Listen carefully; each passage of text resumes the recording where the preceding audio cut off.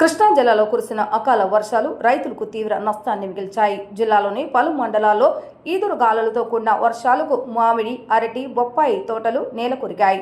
ఇప్పటికే పెట్టుబడులు పెరిగి ఇబ్బందులు ఎదుర్కొంటున్న రైతులకు ఈ అకాల వర్షాలు మరింత భారంగా మారాయి.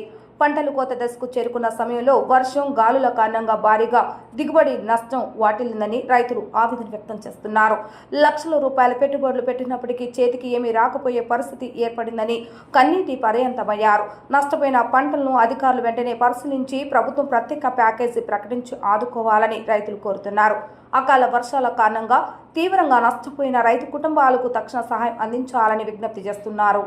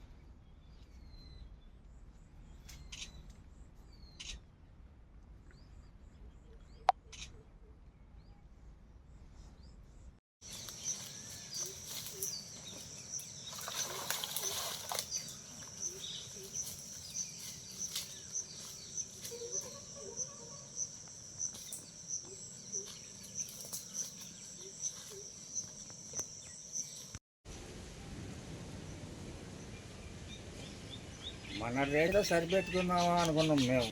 మన రేట్లు వచ్చింది కదా,